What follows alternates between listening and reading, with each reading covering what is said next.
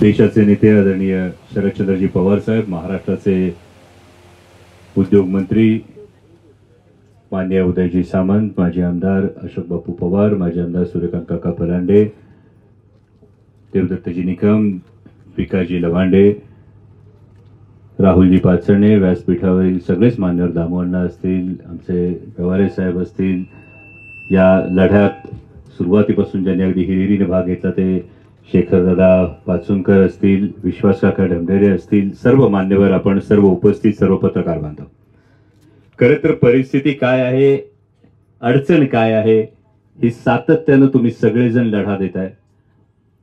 मी आदरणीय पवार साहेबांचं आणि माननीय मंत्री महोदयांचं, उदय सामंत साहेबांचं मनापासून आभार मानतो. कारण हा केवळ प्रदूषणाचा प्रश्न नाहीये साहेब, हा मानवतेच्या विरोधात घडलेला एक अक्षम्य असा गुन्हा आहे. कारण 18 जिल्ह्यातून, महाराष्ट्राच्या 18 जिल्ह्यामधून हॅझार्डस वेस्ट येतं. जे वेस्ट त्या फॅसिलिटीमध्ये डिस्पोज ऑफ केलं नाही ते सगळं इथं येऊन डिस्पोज ऑफ केलं जातं. आणि त्यानंतर मागे 23 तारखेला ही व्हिजिट असणार होती, पण 23 तारखेच्या व्हिजिटला मी स्वतः येऊन गेल्यानंतर आता जो काही सगळं आपण पाहणी केली, यामध्ये खूप जास्त कव्हरअप करण्याचा प्रयत्न आहे. आणि आपल्याकडे एक साधी म्हण आहे, कर नाही त्याला डर कशाला. ज्या अर्थी कंपनीने हे एवढं कव्हरअप केलंय त्या अर्थी साहेब पाणी मुरतंय हे अगदी स्पष्ट आहे. आणि कुठंतरी यांचं मन यांना खात आहे, आणि यांचं मन यांना खात असल्यामुळे हा सगळा कव्हरअपचा आजचा हा विषय आहे. म्हणजे जुलै महिन्यामध्ये आमचे व्यवहारे साहेब पवार साहेबांकडे आले होते, तेव्हा त्यांनी हा विषय जो सांगितला तो जुलै 2024ला साहेब देशाच्या संसदेमध्ये आपण हा मुद्दा उचलला. त्यानंतर केंद्रीय पर्यावरण मंत्री भूपेंद्रजी यादव यांनी त्याची तात्काळ दखल घेऊन 13-14 ऑगस्टला या ठिकाणी सेंट्रल पोल्युशन कंट्रोल बोर्डाची व्हिजिट झाली. या सेंट्रल पोल्युशन कंट्रोल बोर्डाच्या व्हिजिट नंतर एमपीसीबीनी, महाराष्ट्र प्रदूषण नियंत्रण मंडळाने 1 ऑक्टोबरला या कंपनीला काही डायरेक्टिव्ह दिले होते. साहेब मी आपल्याकडे संपूर्ण फाईल दिलेली आहे, ज्यामध्ये जर आपण सीपीसीबीचा रिपोर्ट बघितला तर हा सीपीसीबीचा रिपोर्ट, याच्यामध्ये पिण्याच्या पाण्याचा जो टीडीएस असला पाहिजे तो साधारणतः 500च्या आत असला पाहिजे. जे शेताला आपण पाणी देतो त्याचा टीडीएस हा फार तर 2000 असला पाहिजे. या कंपनीतून बाजूला जे पाणी निघतं ना, याचा टीडीएस आहे साहेब 27,000. याच्यामध्ये जा माणूस जगू शकत ना, जनावर जगू शकत ना, याच्यात कुठलं पीक पाणी येऊ शकत. म्हणजे आता सगळ्यांनी ज्या फक्त तक्रारी सांगितल्या साहेब, फक्त मी फार जास्त टेक्निकल नाही सांगणार, पण यातले काही मुद्दे जर आपण बघितले, गेल्या काही वर्षांमध्ये या भागामध्ये कॅन्सरचं प्रमाण असेल, या भागामध्ये किडनी स्टोनचं प्रमाण असेल, वाढलंय का नाही, त्वचारोग्य वाढलेत साहेब. याच्यामध्ये जो बीओडी आहे तो इथल्या पाण्याचा 44 आहे, जो असायला पाहिजे पिण्याच्या पाण्याचा 3च्या आधी, 3च्या आत असला पाहिजे, तो इथं 44 आहे. वावराला जे शेताला पाणी देतो त्याचा 20च्या आत असला पाहिजे, इथला 44 आहे साहेब. इथला क्लोराईडचं प्रमाण जे 250 ते 1000 असलं पाहिजे, ते इथल्या पाण्यामध्ये 8492 आहे. जे कॅल्शियमचं प्रमाण आहे, जेव्हा किडनी स्टोन होतो, या किडनी स्टोन मध्ये कॅल्शियमचं प्रमाण जेव्हा जास्त असतं तुमच्या पाण्यामध्ये, खाण्यामध्ये, तेव्हा किडनी स्टोनचा आजार जास्त दिसून येतो साहेब. कॅल्शियम हार्डनेस 2280 आहे, मॅग्नेशियम हार्डनेस 1060 आहे. बरं, कंपनीला जेव्हा गेल्या वेळी असं वाटलं होतं की इथून मागे खूप प्रामाणिकपणे सांगतो साहेब, अनेक रिपोर्ट्स मॅनेज झाले होते. जेव्हा जुलैमध्ये इथे सगळे हे लढा देणारे माणसं सांगतील इथून सॅम्पल कलेक्ट व्हायचं, लॅब मध्ये जाणारं सॅम्पल वेगळं असायचं साहेब. मी पुन्हा म्हणतो, कर नाही त्याला डर कशाला, ते यासाठी म्हणतो जर कंपनीचं काम स्वच्छ असतं तर कंपनीला सॅम्पल बदलायची वेळ आली नसती. जेव्हा जुलैमध्ये ओरिजिनल सॅम्पल गेले तेव्हा साहेब हे सगळे खरे रिपोर्ट बाहेर आले.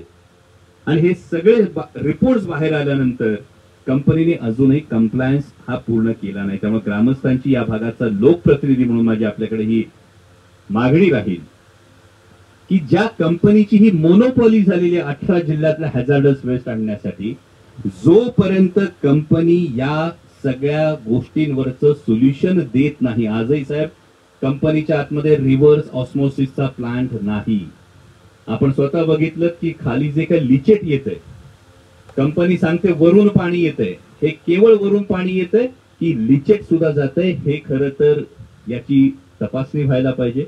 आणि त्याच बरोबरीनं गेल्या वेळच्या व्हिजिटनुसार जेव्हा त्यांना वाटलं होतं की काही लॅब मॅनेज होतील का, पण त्यांनाच माहित नव्हतं कुठल्या कुठल्या लॅबमध्ये रिपोर्ट गेले साहेब. आणि जर सॉइल सॅम्पल बघितलं तर 32 मिलीग्रामचं प्रमाण लेडचं आहे. आपल्याला आठवत असेल काही वर्षांपूर्वी एक मोठं नेस्ले कंपनीच्या संदर्भात मॅगी मध्ये थोडंसं लेडचं प्रमाण सापडलं, म्हणून जर एवढा मोठा गदारोळ होत असेल सर, तर निमगाव भोगीच्या मातीमध्ये आता 32 मिलीग्राम लेड आहे. तर याची जबाबदारी निश्चिती ही या कंपनीवर करण्यात यावी, ही आमची ठाम मागणी. म्हणजे कंपनीला नवीन देण्यात आलेलं क्षेत्र तर कुठल्याही परिस्थितीत दिलं जाऊच नये. पण त्याचबरोबरीने साहेब, ही आपल्या माध्यमातून सरकारचे प्रतिनिधी म्हणून आपल्याला आणि आपल्या माध्यमातून माननीय मुख्यमंत्री महोदयांना सुद्धा हीच मागणी राहील की कुठलाही विकास गावं आणि शेतकरी भकास करून झाला तर त्याचा काही उपयोग होत नाही.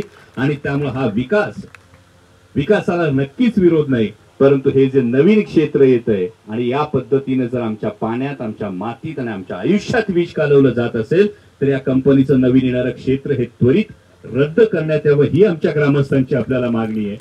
त्याचबरोबरीने आमच्या सरपंचांनी जी मागणी केली त्या पद्धतीने शेतकऱ्यांना कॉम्पन्सेशनचा जो एक मुद्दा आहे, आणि हे केवळ आत्ताचं कॉम्पन्सेशन नाही तर या कंपनीच्या ऑपरेशन पासून झालेल्या नुकसानीची जी जबाबदारी निश्चिती ही कंपनीवर करण्यात यावी.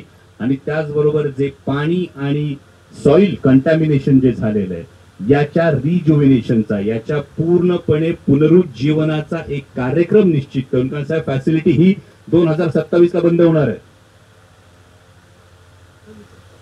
ही ऑक्टोबर 26 ला जर फॅसिलिटी बंद झाली तर यांनी गाडलेला कचरा तसाच राहणार आहे, वरून पडणारा पाऊस तसाच असणार आहे आणि येणारं पाणी परत आमच्या वावरात येणार आहे. तर या कंपनीवर आधी ही जबाबदारी निश्चिती, MIDCच्या माध्यमातून ही जबाबदारी निश्चिती या वॉटर अँड सॉइल कंटॅमिनेशनची करण्यात यावी आणि याच्या पुनरुज्जीवनाचं संपूर्ण जबाबदारी या कंपनीने उचलायला पाहिजे, ही आमची प्रामुख्यानं मागणी. आपण इथं आलात, आमच्या सगळ्या मागण्या ऐकून घेतल्यात त्याबद्दल मी मनापासून आपलं आभार मानतो. आणि नक्कीच आपल्याकडून ही अपेक्षा आहे की आपण ग्रामस्थांच्या या अडचणींवरचा तोडगा आपण लवकर काढाल.